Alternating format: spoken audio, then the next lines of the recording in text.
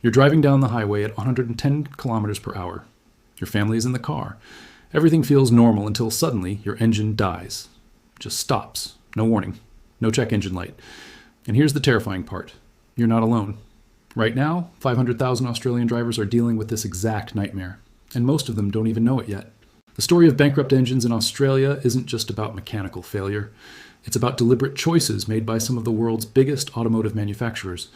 It's about cost cutting that puts profits ahead of reliability. And it's about Australian drivers paying the price when these engines turn their reliable family cars into expensive paperweights. Let me take you through exactly which engines are destroying Australian wallets, why they're failing, and most importantly, how you can protect yourself from becoming the next victim.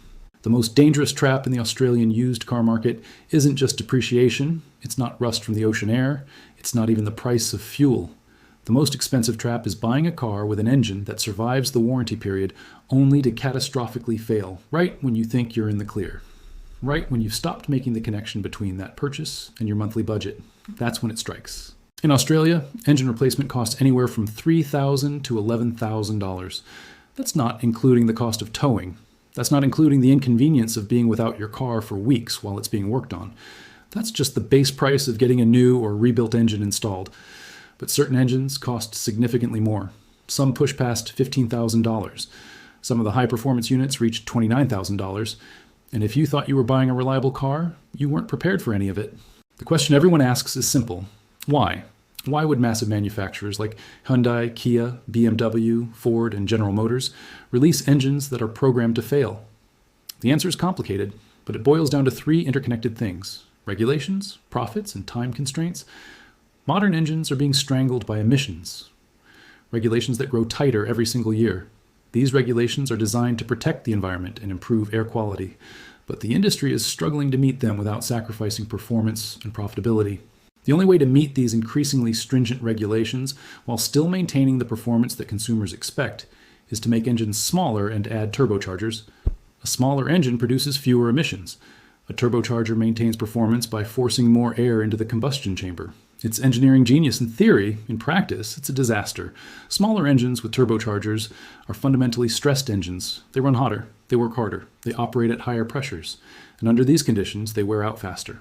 Add in the pressure from shareholders to make vehicles cheaper while still hitting profit margins, and manufacturers start cutting corners on materials, manufacturing processes, and quality control.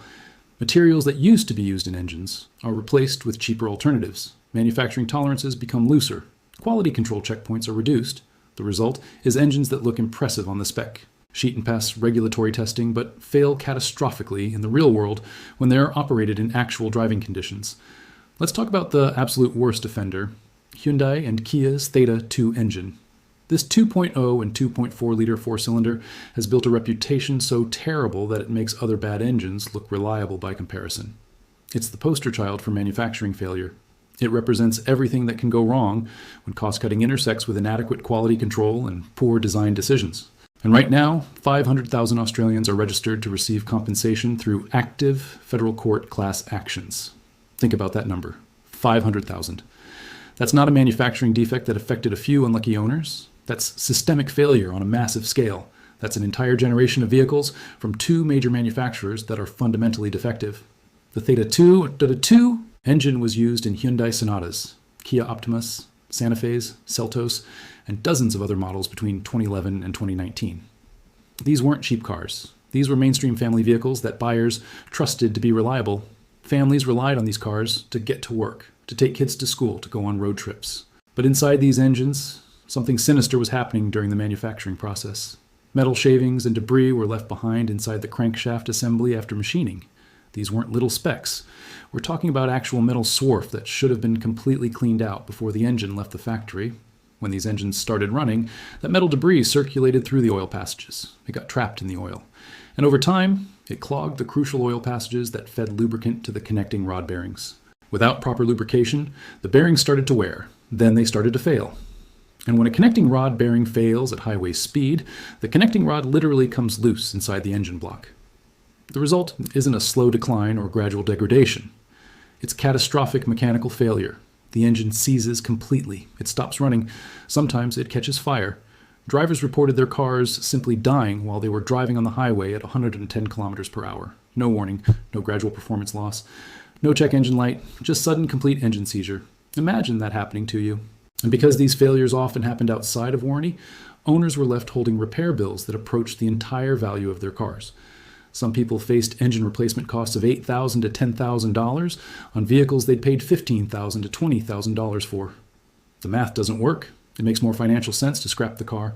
Some owners did just that. They took their dead cars to the crusher rather than pay for repairs that cost more than the vehicle was worth.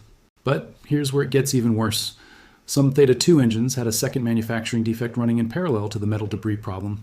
Certain production batches used brittle piston rings that were not properly tested or validated. These rings would fracture under normal operating conditions, leading to excessive oil consumption, loss of compression, and eventual complete engine failure. Kia recalled over 130,000 Seltos and Soul models in early 2025, specifically for this piston ring issue. But by then, damage had already been done. Owners who'd bought these vehicles outside the recall window were stuck with ticking time bombs under their hoods. The legal response has been massive. Hyundai and Kia have faced multiple class action lawsuits. They've been forced to issue recalls affecting millions of vehicles globally. They've paid out hundreds of millions in settlements. They've extended warranties. They've implemented engine replacement programs. But for Australian owners who bought these vehicles and are now facing engine failure, the legal victories come too late. The damage is done. The car is dead. And they're left figuring out whether to sink $7,000 to $10,000 into an engine replacement on a car that's already depreciated by half. Moving to luxury, we encounter the BMW N63 and N63T twin-turbo V8 engine. This is the engine that powers the 5 Series, 6 Series, 7 Series, X5, and X6 models from BMW. It's the engine in vehicles that cost $80,000 to $120,000 when new.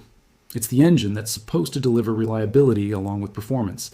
And it's an engine that burns oil at an absolutely insane rate. BMW owners started noticing something strange around 60,000 kilometers. The oil level would drop below the minimum mark on the dipstick between scheduled services, then it would happen again and again. Some owners reported consuming more than 1 full quart of oil every 1,000 kilometers of driving. That's not normal wear and tear, that's catastrophic valve seal failure. The N63 engine uses valve stem seals that are supposed to prevent oil from leaking past the valve guides and being burned in the combustion chamber. When these seals fail, oil gets into the cylinders and gets burned. The result is blue smoke pouring out of the exhaust, fouled spark plugs, rough running conditions, and constant oil consumption. And when you take your BMW to the dealership for this problem, the diagnosis is clear and unavoidable. The valve stem seals need to be replaced. The repair bill is between $5,000 and $7,000 and sometimes higher, depending on the specific model and configuration. And here's the kicker. BMW issues class action settlements acknowledging that this is a known problem affecting these engines. The settlements include extended warranty coverage and free valve seal replacements under certain conditions. But these settlements are primarily for vehicles sold in North America. Australian owners in many cases are left outside the protection of these programs.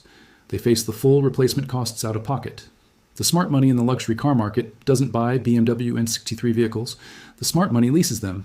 Lease for 3 years, return the car while it's still under warranty, and let the next owner deal with the valve seal failure. It's a cynical approach to car ownership, but it's the only way to avoid getting destroyed by this engine's reliability issues. Then there's the Jeep 2, a 0-liter turbo engine. Jeep recalled roughly 100,000 Wranglers and Grand Cherokees because of manufacturing defects that could cause catastrophic engine failure. The failures documented include cracked cylinder liners, blown head gaskets, and complete turbocharger failures. Some owners reported their engines catching fire. The problem stems from casting defects in the cylinder liner manufacturing. Tiny cracks that aren't visible during initial inspection can grow under the heat and pressure of engine operation. Once a crack reaches a certain size, coolant starts leaking into the combustion chamber. The engine overheats, the head gasket fails, and in some cases the engine catches fire. Jeep has started introducing a revised 2, 0-liter turbo for 2026 model year Grand Cherokees, but until that engine proves itself over time, this remains a powertrain worth avoiding entirely. Ford's EcoBoost engines, particularly the 5, 0-liter in F-150s and Expeditions, have their own special brand of unreliability that's unique to Ford's engineering approach. Ford designed spark plugs for these engines that are, frankly, a nightmare to remove and service. The plugs break during removal attempts because the materials are too brittle. Spark plug threads get damaged in the cylinder head, which costs hundreds of dollars to repair. And you need specialized extraction tools and often complete thread repair work just to replace a simple spark plug that should take an hour to change. On many other vehicles, changing a spark plug is a simple maintenance task that any owner with basic mechanical knowledge can do themselves. On Ford EcoBoosts, it's something you have to take to a dealership or a specialized mechanic. But that's not the main problem. The main problem is cam phaser failure, which is far more serious and far more expensive. The cam phaser is a sophisticated component that dynamically changes the timing of the camshaft to optimize engine performance at different RPMs and driving conditions. On Ford EcoBoost engines, these cam phasers fail with depressing regularity. Around 100,000 kilometers, owners start hearing a distinctive ticking sound at idle. The check engine light comes on with increasing frequency. The engine runs rough and sluggish, and the diagnosis from the mechanic is that the cam phaser needs to be replaced completely. The solution is to do preventative cam phaser replacement around 80,000 to 100,000 kilometers before it fails catastrophically. But that's an expensive repair that Ford doesn't want to acknowledge as necessary. So owners are left with a choice: spend a couple $1,000s on preventative maintenance that the manufacturer says isn't necessary, or wait for catastrophic failure and spend even more money replacing the entire assembly.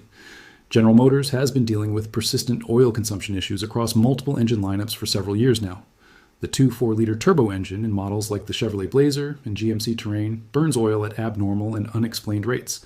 Some owners report having to add a quart of oil between scheduled services, which should never happen on a newer vehicle.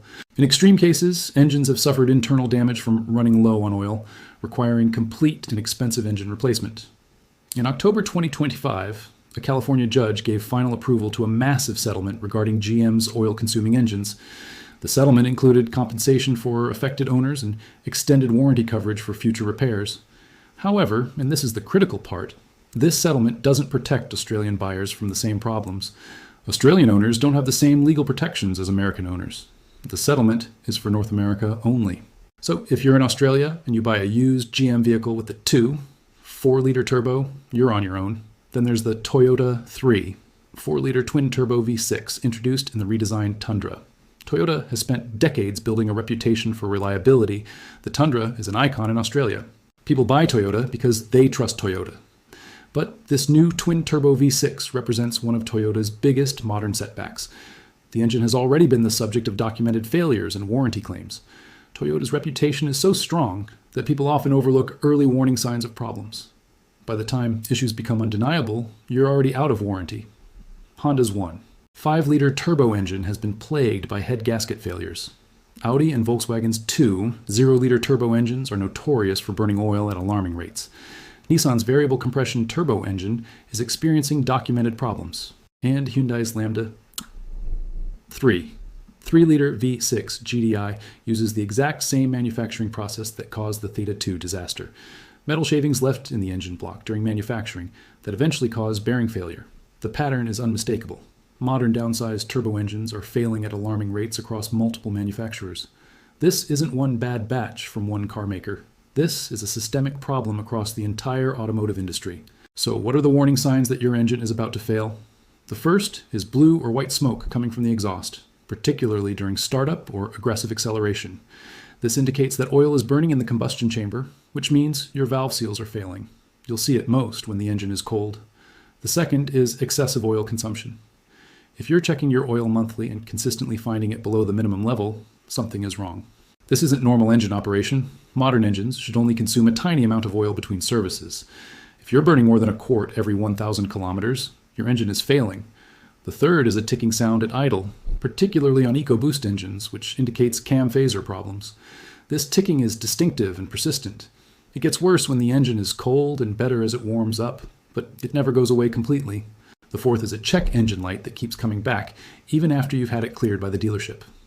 If a check engine light reappears after clearing it, there's a genuine problem that needs to be fixed, not just a sensor glitch. Any of these signs should trigger an immediate inspection by a trusted independent mechanic. Don't wait. Don't hope it goes away. These problems never resolve themselves. They only get worse over time. And each week you wait, you're getting closer to catastrophic failure. Do not ignore these warning signs. Do not assume they'll go away. Do not think that the dealership will take care of you under warranty if you're outside the coverage period. These are your early warning signs that an expensive repair is coming. Once you start seeing these symptoms, the clock is ticking. You might have weeks before catastrophic failure. You might have months. But you definitely don't have years. The repair cost landscape in Australia varies significantly depending on location and the specific engine involved. Labor costs in Sydney and Melbourne average between $1,200 and $1,300 for major work. Rural and regional areas might be cheaper, but you're also less likely to find a qualified mechanic with the expertise to handle these complex modern engine repairs. And expertise matters enormously when you're dealing with turbo engines and computer-controlled fuel injection systems. Labor rates in Australian urban areas can reach up to $200 per hour. A major engine repair that takes 40 to 50 hours of labor is already going to cost $8,000 to $10,000 before you even start buying parts. A used engine replacement is cheaper than a completely new engine.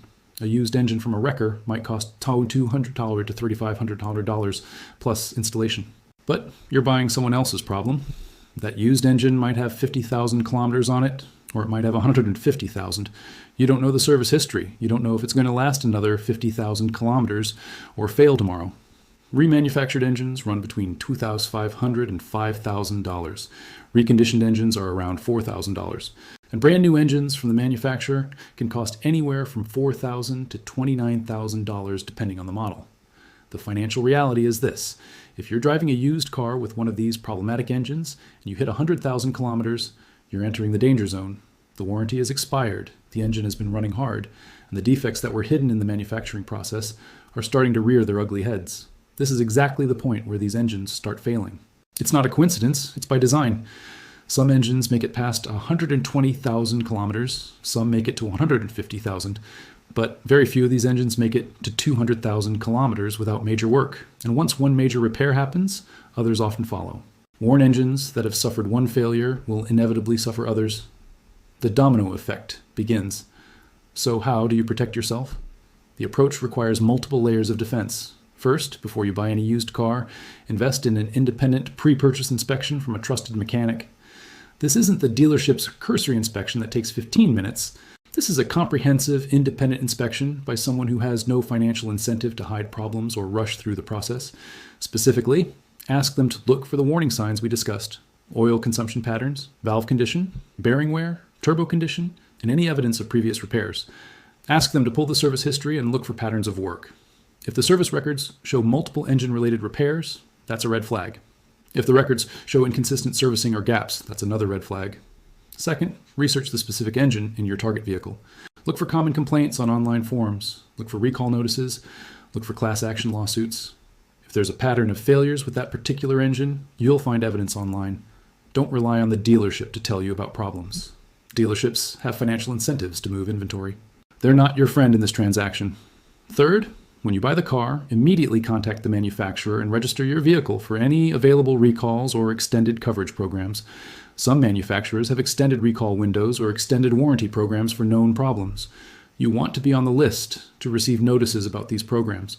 Sometimes manufacturers will extend warranties for specific issues, even if your standard warranty has expired, but only if you're registered and they can contact you. Fourth, if you're considering buying a car with a Theta 2 engine, don't. Even if it's cheap. Even if it looks like a great deal. The legal situation is still in flux in Australia, and you could end up spending more money fighting for compensation than you saved on the purchase price.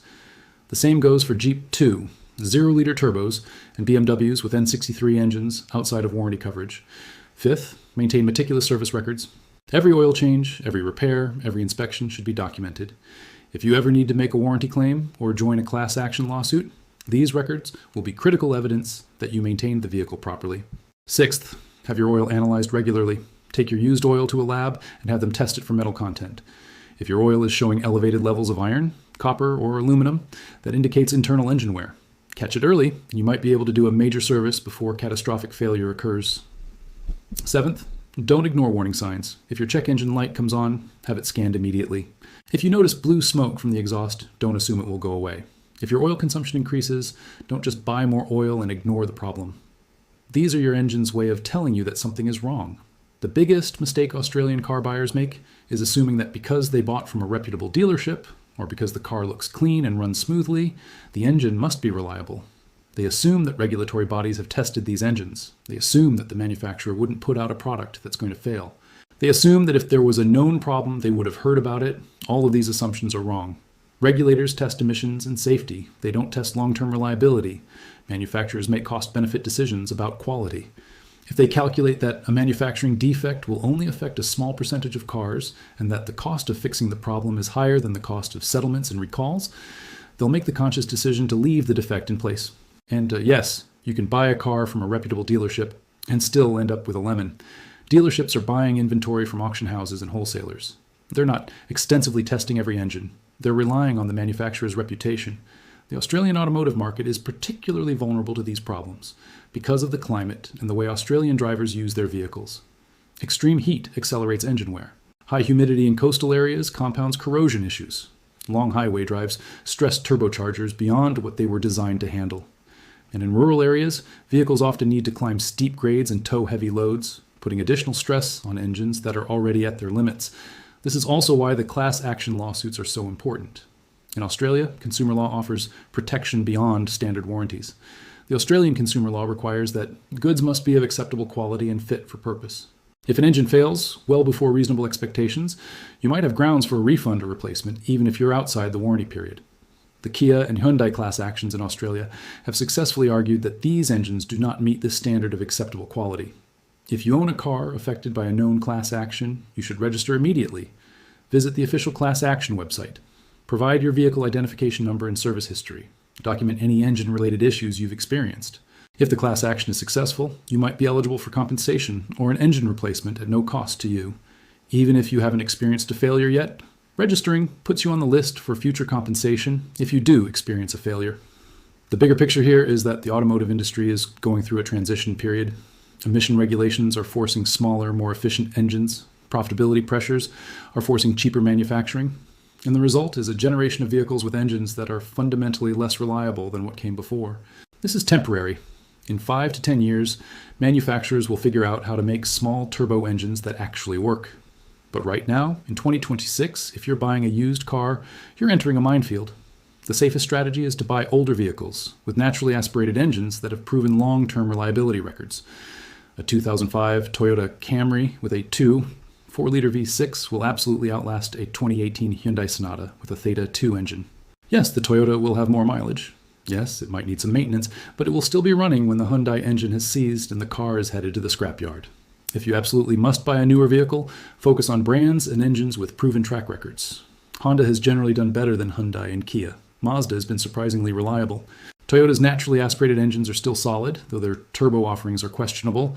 Ford's 0-liter V8 in F-150s and Expeditions has proven more reliable than their EcoBoost engines. General Motors has had significant reliability issues across multiple platforms. The second safest strategy is to lease rather than buy. When you lease, the manufacturer is on the hook for all warranty repairs and major maintenance costs. You can walk away from the vehicle after 3 years and let someone else deal with the inevitable engine failures that might occur down the road. Yes, leasing costs more per month than owning. But when you factor in the risk of catastrophic engine replacement, the additional monthly cost of leasing often evaporates when compared to the financial damage of engine failure. You're essentially paying a monthly premium for peace of mind and protection from financial disaster. The worst strategy is what most Australian car buyers do. Buy a used car with a problematic engine, cross their fingers, and hope nothing goes wrong. Sometimes they get lucky. Sometimes they don't. And when it doesn't work out, they're left with a choice between spending $7,000 to $11,000 on engine replacement or scrapping a car that's still structurally sound. The manufacturers know exactly which engines are problematic. They have internal reliability data that we don't have access to. They've already settled class action lawsuits in multiple countries. They know that these engines are going to fail. And they're still selling them because the legal and financial consequences haven't been steep enough to force them to change their behavior. That's an indictment on the automotive industry and on regulatory systems that haven't kept pace with the reality of modern vehicle manufacturing. As an Australian consumer, your best defense is knowledge and preparation. Know which engines to avoid purchasing. Know the warning signs of engine problems before they become critical. Know your rights under Australian consumer law and protection mechanisms. Know how to protect yourself with independent inspections and thorough research beforehand. And know that if you end up with a problematic engine, there are legal options available to you through class action lawsuits and consumer protection agencies. The engines that will bankrupt you after 100,000 kilometers aren't a mystery. They're well documented. They're actively the subject of ongoing lawsuits and recalls. The information is available if you're willing to look for it and do the research. The only question is whether you'll do the necessary research before you buy the car, or whether you'll learn about these problems the hard way when your engine seizes on the highway during your daily commute, and you're left with a repair bill that costs more than your car is currently worth. The choice is yours. But make it with your eyes wide open and with full knowledge of what you're getting into